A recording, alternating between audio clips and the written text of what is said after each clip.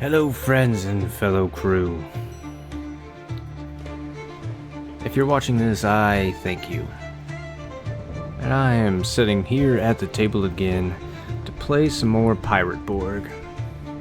Now, since my last session, I've done some editing of videos, and unfortunately in my last two sessions, about halfway through, or less so, I ended up muting my mic because for some reason there was a hotkey set in my Streamlabs that if I hit caps lock by accident, it would mute my mic. And even if I would turn caps lock off, it would stay muted. So once I hit that button even one time, not knowing it, my mic was muted and the rest of my session was a waste of digital space. And you know, that really got me thinking, just because I don't necessarily make videos for validation or anything, but I make them so that I have something to show after my sessions, right? So it's not just all made up in my head, which, yes, at the end of the day, it is all just made up in my head, whether I put it in a journal or record a video, post it, what have you. But then I think about it, and in my head I say, oh, well, I wasted my time after that. Like, what do I even have to show for it now? And it's the same thing that I would have had if the session had continued to record as normal. I still have the memories in my head. I know what happened. Just because I can't share that verbatim with YouTube, it shouldn't affect how I think about the game, you know. That doesn't make me want to give up by any means. It is a little disheartening. It's like playing a video game for like an hour, a few hours into the game, and then your computer crashes or you die and you realize I have not saved the game for the past 2 or 3 hours. Which, yes, there's autosaves, yada yada yada, but that just for the sake of the example. But now when you go ahead, you know what to expect, you know what you're doing. Yes, it's very disheartening. Maybe it kills your momentum at the time, but you go on. So I'm gonna go on today. So some stuff that was cut out last time. I think we had just made it to Beaumont, and as I was typing that into my little journal entry here in Roll20, I hit caps lock because I want to say capital city Beaumont, and that's where it cut out. So once we got there, we kind of docked. I made a few rolls. I don't remember every single detail, which is another reason I like recording my things, because I don't really remember things, and if I were to write everything down on a piece of paper with a pen, it's going to take me twice as long to do sessions, and I like to just knock them out pretty quick. Regardless, Captain Camilla got off the boat. She talked to the crew. She did a roll. She actually used one of her skills for her character sheet, and she did a presence roll to ask the crew to kind of like chip in because she's broke, you know, and we need to restock the ship with some fresh supplies. And she rolled really well, so the crew all chipped in. It gave her some money, and I just kind of like abstracted the prices and basically took all the money away that she got given. And said that, boom, we got some fresh supplies on the ship, you know, we got some gunpowder we filled up with cannonballs, we got some food to throw into the galley. I think that's the right word. I'm trying to learn my nautical terms. Maybe some medical supplies, because I know another thing she kind of mentioned was that she's going to be looking to kind of like fill her ranks on the ship, and the ranks that we're going to need to fill, I actually wrote down here on the little character sheet for the ship itself. So we're gonna need a quartermaster, of course, which is already like a pre-filled in space here. But then also we need a bosun, which is something I didn't know before I started playing this game. They are basically in charge of, let's say, making sure ropes and pulleys are in good condition, making sure the deck, the boards, everything's in good condition there. They're also kind of like in charge of keeping the rest of the crew like on their toes. They're kind of like not necessarily a drill sergeant, but I'm blanking on the right word to really call him a bosun, right? So they're kind of the one barking orders to the crew, and then the quartermaster, because they all kind of like overlap a little bit. I dove a little bit into this, and I'm still pretty uncertain on a lot of the specific details, but there's a little bit of overlapping between the quartermaster and the captain and the bosun. I know the quartermaster can take care of things such as like dividing plunder. They can have a hand in like navigation, plotting courses. They kind of take care of the paperwork, I guess you could say, whereas the captain would just be like the king or the president, where they just kind of sit there and they're the face of the crew. They're the ones that get the biggest cut. They're in charge. They're the CEO of the company, while everyone else actually does the work. They get paid and they kind of make the decisions. Let's go to this island and plunder here. Oh yeah, we'll accept this mission. And then the quartermaster takes care of some of the paperwork, blah blah blah. Bosun takes care of the crew, makes sure everybody's on their toes. And then I figured a carpenter for making repairs, or if we need to like repair our weapons or our armor, maybe we'll have a spot on the ship to do that as well. I mean, maybe I'm gaming the system a little bit.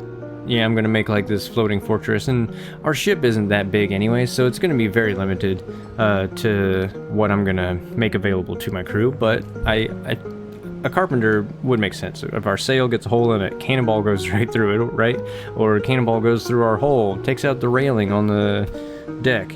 You know, there's going to be a little bit of extra wood down below for repairs, and we'll need someone to be in charge of that. Also, a cook. We're definitely going to need a cook.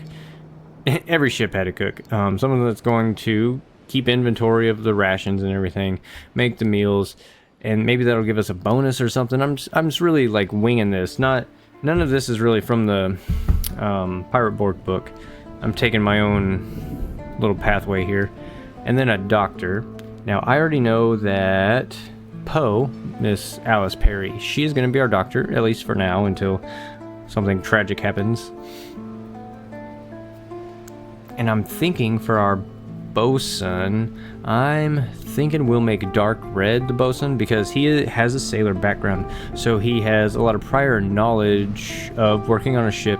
You know, maybe on his ship he wasn't the bosun, but he like hated his he hated his boss basically. He's like, I could do this job better than them. So he sees this as a chance that he can take that position and in his mind do better, whether that's to be an asshole or just to be a good guy and do the way he thought it should be done, kind of thing. A cook, I don't know. The carpenter, I'm not sure about either. Maybe we'll just throw in 2 new names. I doubt I'll just make all new characters for that. So that just leaves quartermaster, and I was thinking, obviously the other 2 have already filled a position, so that really only leaves a Jacques as the quartermaster. And I was trying to make in my head make that make sense, and I think it does. In my mind, I'm gonna say that he's an actor, right? So just like in kind of modern day times, I'm thinking that actors probably usually came from money, right? I mean, yes, he's so handsome that other people are jealous. But I'm thinking he came from money. So he probably has a really good education, so he can count, he can read, he probably knows astrology, so he can navigate using the stars. So I honestly believe that he could possibly make a good quartermaster. So I'm just going to throw their names in now, and I didn't necessarily go over it in my last session, but so much got cut out anyway. I'm just going to say that that did happen.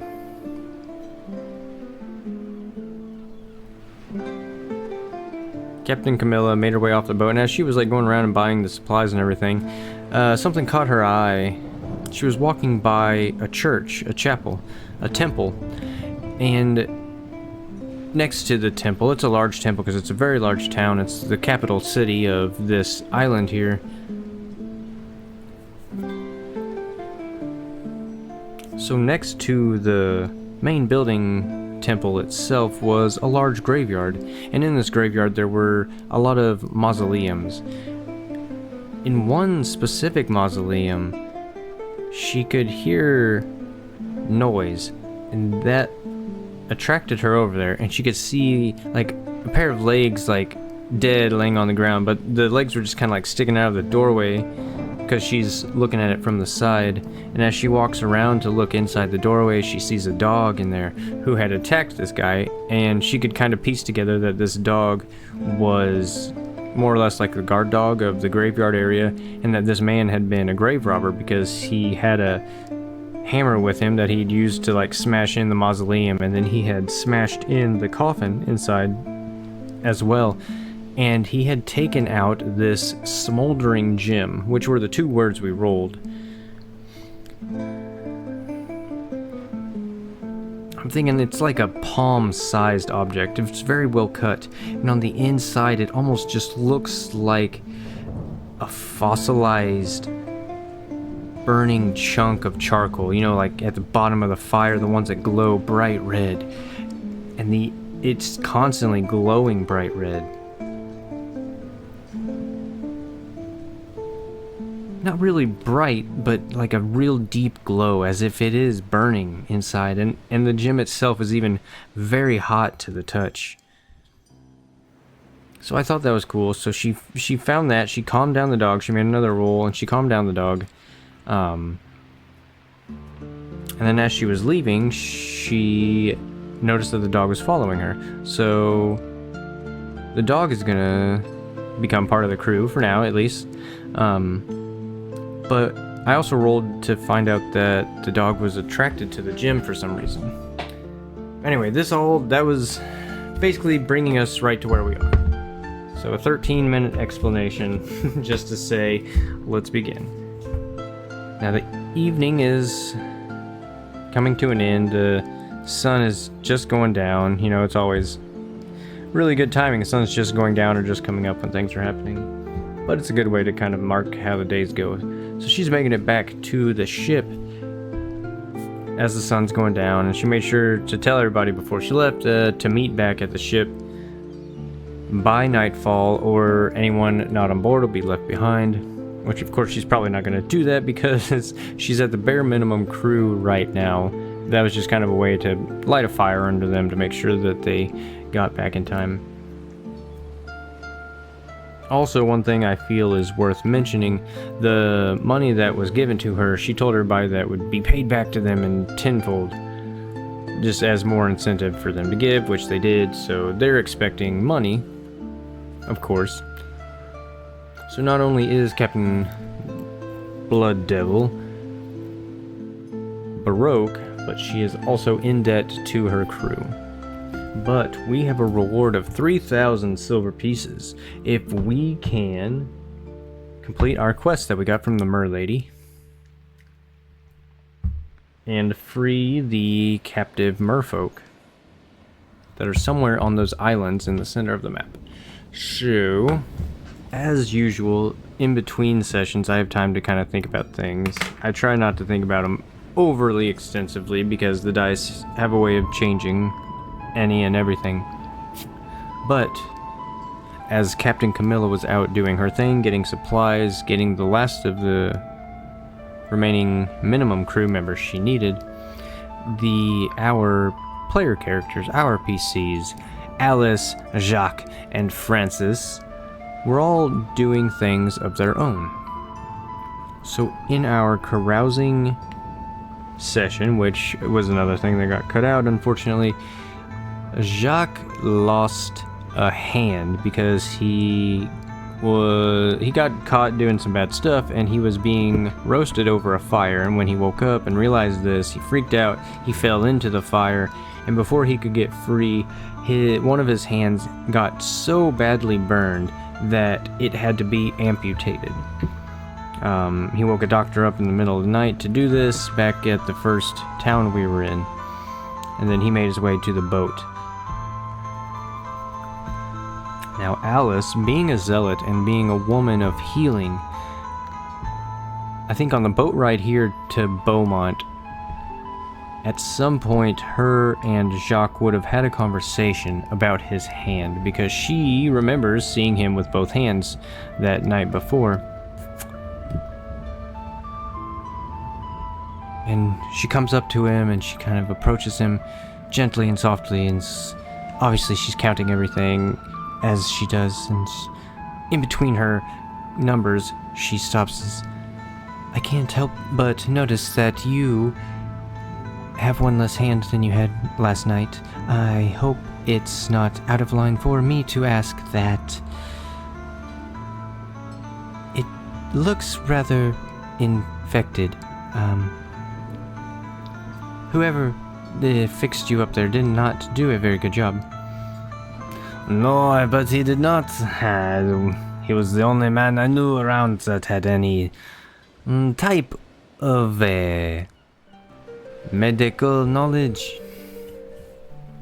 He was not too happy to see me in the middle of the night knocking at his door. But he did the job, I suppose. And Poe kind of continues. She says, "Well, at the temple where I trained in the magical healing arts,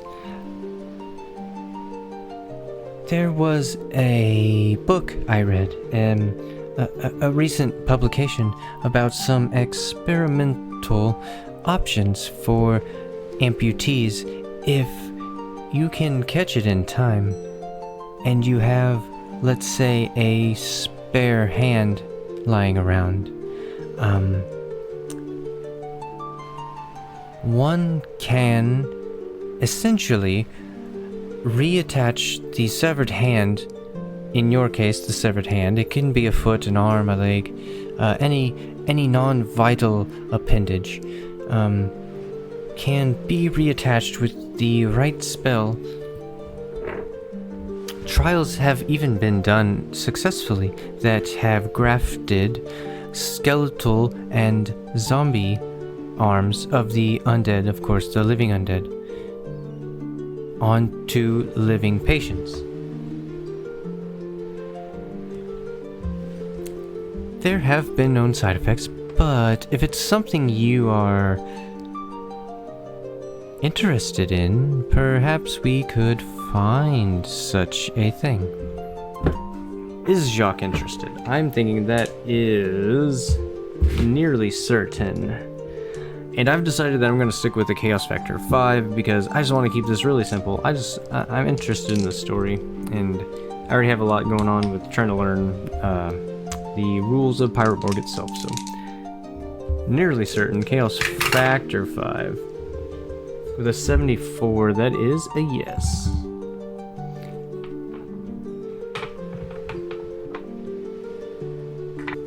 So Jacques is interested in possibly grafting a new hand onto himself. Now, she does continue, and she kind of explains that the wound was cauterized by the previous doctor.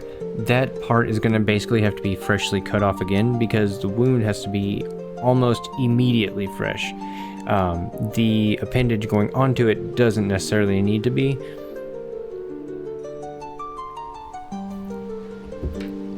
So he agrees, and being as there's no extra hands on board and there's not currently any undead on board, he is going to definitely be on the lookout for some new hands. So that is what those two are doing in the meantime. And also, once we got to this new dock here in Beaumont, our soon-to-be bosun, Dark Red, Francis Smith, he was already on the way here, checking the riggings, checking the lines. He heard Captain Camilla say that this boat was old. And he was surprised to hear that because he noticed that everything is surprisingly in relatively good shape here.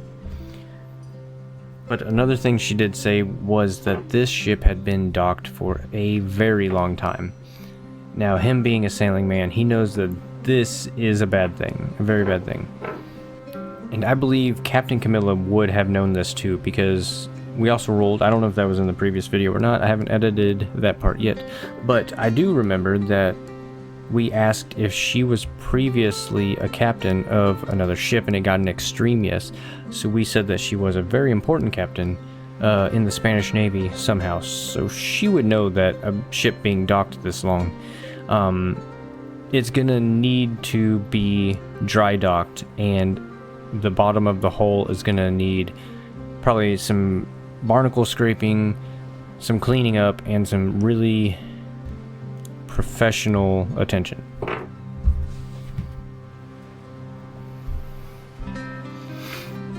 And once she gets back, Dark Red kind of relays this information to her. He's like, I checked everything out. Everything seems good. But we are definitely gonna need to put her in the dry dock. I don't really have a voice for him. I'm trying to go cliche pirate, but I'm having trouble jumping into that. Alright, you are there, lass. She's gonna be needing to dry dock. I don't know if it's smart sailing off in these current conditions. Perhaps if we get her dry docked tonight. This is a rather large town. I'd say the odds of them having some form of late night services pretty likely. And I think we would be able to make our trip even quicker. Because in the rules it does say that if your ship hasn't been maintained in a while, basically, I don't remember the specifics off the top of my head, but I do know that this ship's going to qualify. That it gives a reduction to its speed and a couple other things, I believe. So basically, it would slow us down if we do not dry dock and clean that up. And we need all the speed we can get because we are on a time limit. We have to make it to the islands, find these captives, free the captives, and make it back to the original town within a week, which is still currently possible, but if we dilly-dally too much in too many places, that can become a problem. So she agrees to this as he's kind of talking to her about it, and she takes note that he has been the only person so far to be kind of proactive about the condition of the ship itself. And just as he's kind of like relaying the information to her, she's nodding her head. She's like, yes, that had crossed my mind as well. I'm glad you brought that up. And actually, it seems so far on this voyage you have been the only one that's been concerned about anything related to the health of the ship here. I mentioned that I was looking to fill the upper ranks of this crew. Dark Red, would you be interested in being bosun of this ship? I think out of the options we have, you would be the best fit, so I'll leave it up to you. I'm not gonna roll for that, even though I love rolling dice. He's gonna accept. He's graciously. Ah, lass, it would warm me heart if I could do that. On my previous crew, I was no bosun, but we had a hard ass of a bosun, and that son of a bitch pissed me off every day. I knew I could do better than him at it, and this will give me a chance to prove so. Well, as far as I'm concerned, if Francis Smith, was it? Yeah, but you can call me Dark Red, lass. I'm assuming that has something to do with the hat. Ah, well, the hat came after. Perhaps one day we'll roll some dice and figure out why they called me Dark Red to begin with. But for now, I will go and see about securing us a dry dock for the night. She nods her head. He nods as well. And he takes off to go find somebody to rent a dry dock for the evening. Alright, so I was taking a look at the actual prices for things like cleaning the hull of the ship.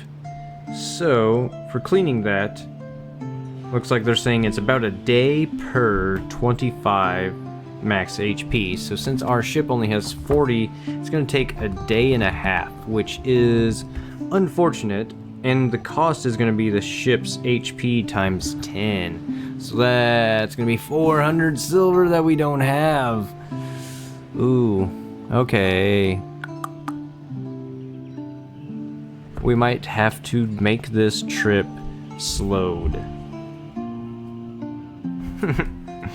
And technically, if I'm going by the way I've been describing this, it says here in the rules that careening, which is another term I was unaware of, ships need to be careened every 3 months to remove barnacles and shipworm and to repair leaks and hull damage. Ships are -1 speed for each month over 3 that they haven't been careened. The ship's been docked for like 40, 50 plus years just in this dock alone. Who knows before that? This is the way I've been thinking it in my head and kind of explaining it. The ship would just be one giant barnacle and it wouldn't have even moved to that port. So I'm just going to give them a -1 to their speed for right now. So I'm already not following the rules just so... 'cause, I mean, otherwise we're stuck here and we're already going to fail our first mission. You know what? I can't say the boat doesn't sail because we already sailed it once, so we know it would move. Otherwise, if I had known that kind of beforehand, I would have done that differently. The ship would have been needed to be dry docked before it could have even sailed away from the first port. But in this land, magic exists, so perhaps whatever curse is on the ship is actually also slowing down the deterioration of the ship itself. So we will just have a -1, and we will get this on the way. Once we get paid, then we'll fix the ship correctly. So as Dark Red heads off the ship to go figure that out, and he's going to come back with a price that Captain Camilla is not going to like. She's kind of walking around the ship, talking with her crew, checking things, making sure the supplies are getting loaded correctly, making sure everybody's settling in correctly. She takes a kind of a roll call. Not really a roll call, I guess. A head count, you could say. So she's taking a head count, making sure everybody made it back on board, with the exception of Dark Red.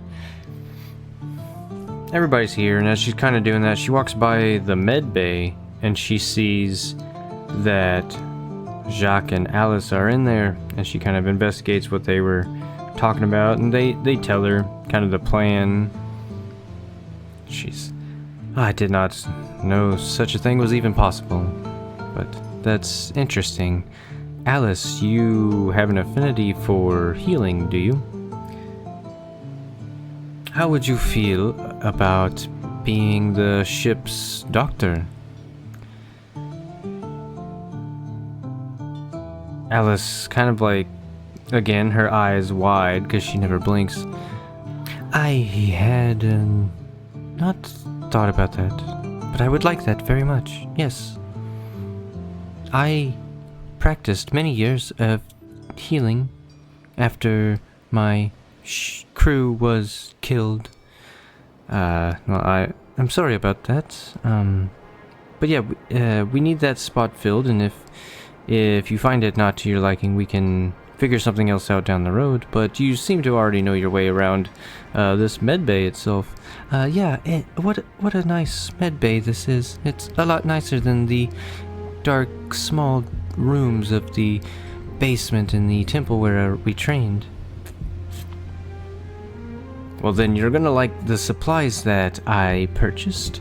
I got a couple medical bags and all the essential medical supplies that really will need for most ailments out on the seas. And something about this interaction also with Jacques. Maybe he brings up something about maybe some medical journals at the university that he attended for a while, because he was rich and he just got paid to go to that college, that university, for his acting job, right? But he took a few other classes.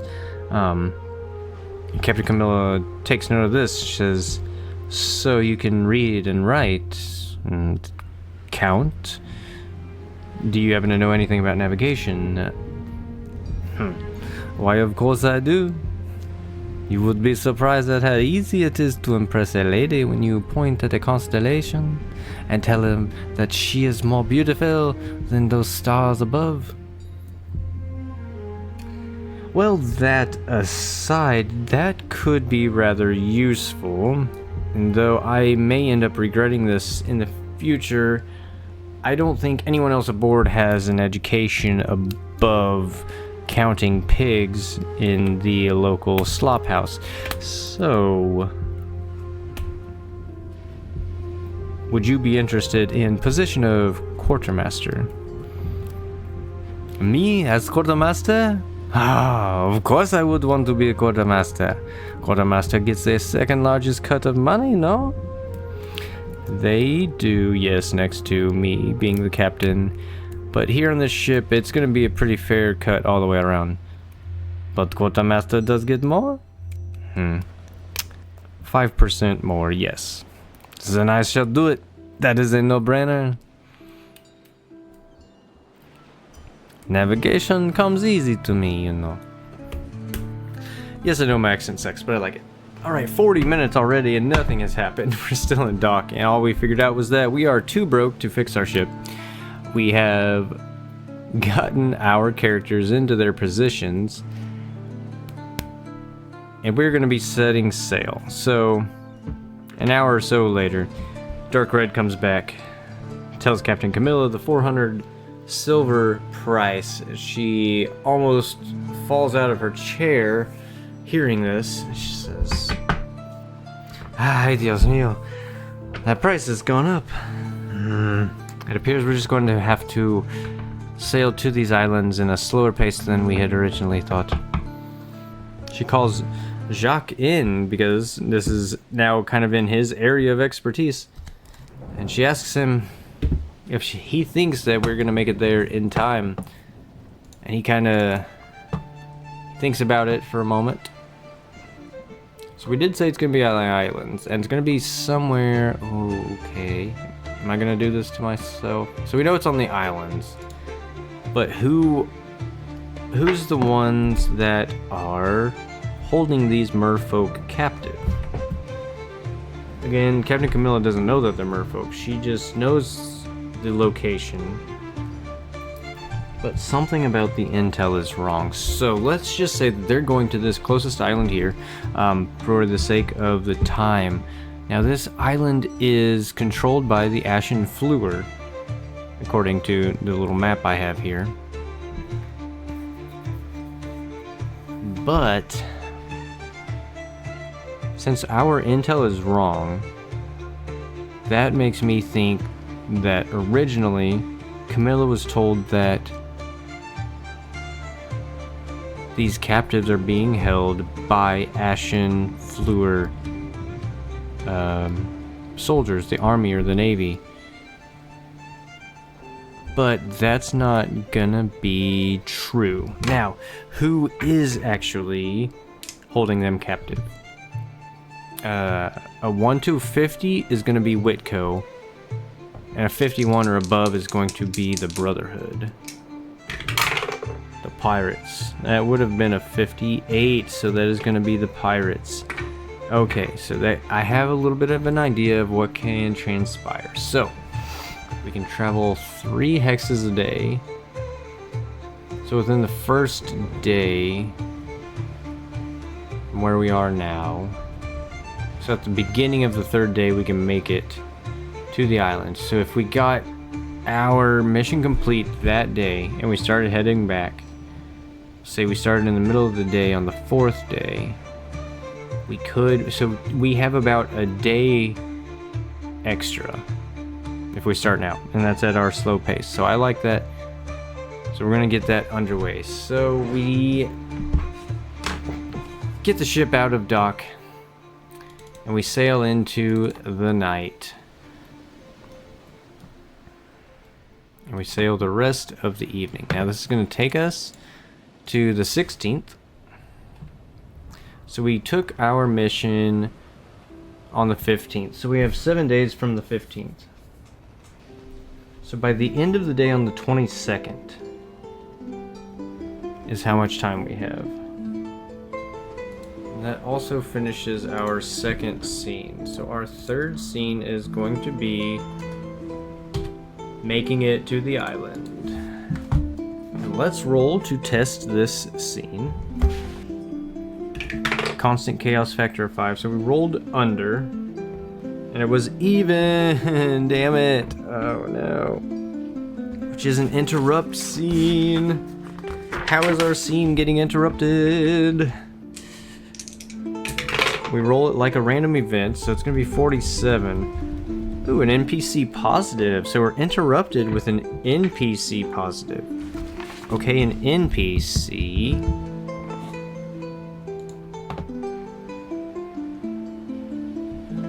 I'm treating basically everyone as an NPC as far as the mythic rules go, because I'm going to be playing each character kind of individually at different times, so I could be any of them and I could be none of them. So really they're all going to be NPCs. So let's find out which NPC gets a positive, and then we'll figure out what that positive is. So we roll our bone dice, and that's going to be a 3, so it's going to be in our lower quadrant.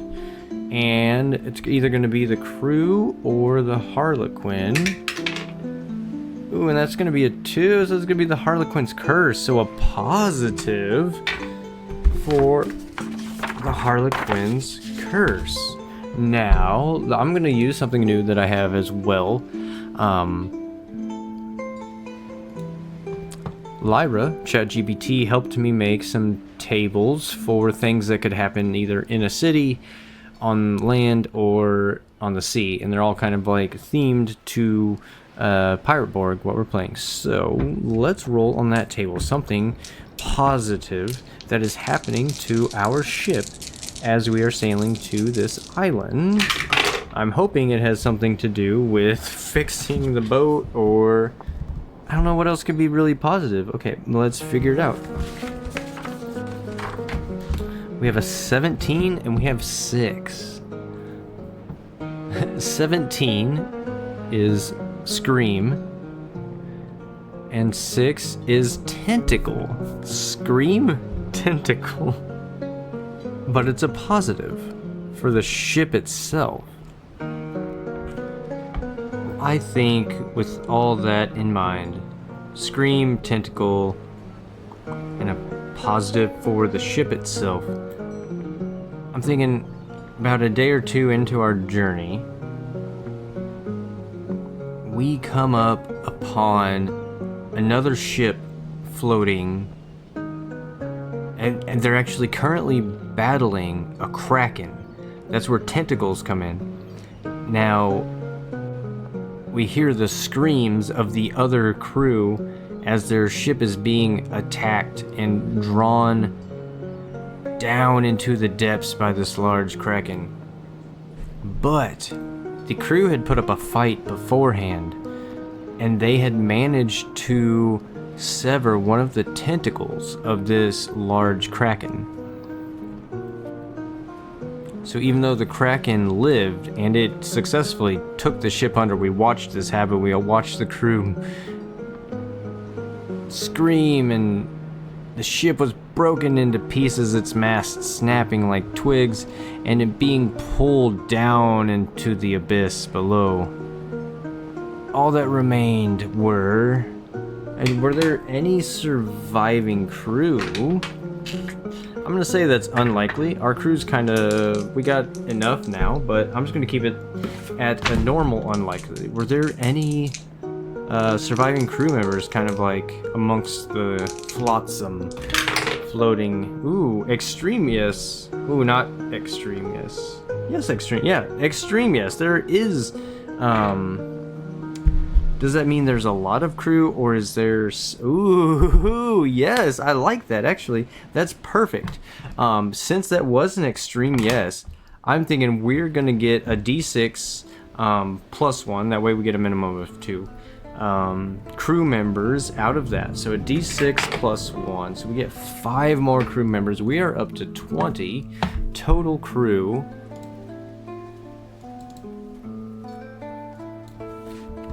Nice. Okay, we're up to 20 total crew, and we get to we get someone really good with carpentry and someone really good at cooking.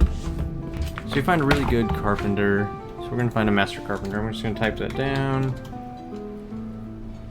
And then we found a cook, but we don't know its name. And that's a good spot for me to stop anyway. We do find the tentacle. And that's gonna go in our cargo. And that's gonna be worth a lot of money. I'm gonna figure out just about how much that would be. But the reason that's positive for the ship is, well, now we got some crew members, which I didn't even think about that. But that turned out to be the positive anyway. But the tentacle is also going to be worth some money. But thank you guys for watching, and we will pick this up next time. Thank you, and goodbye, friends.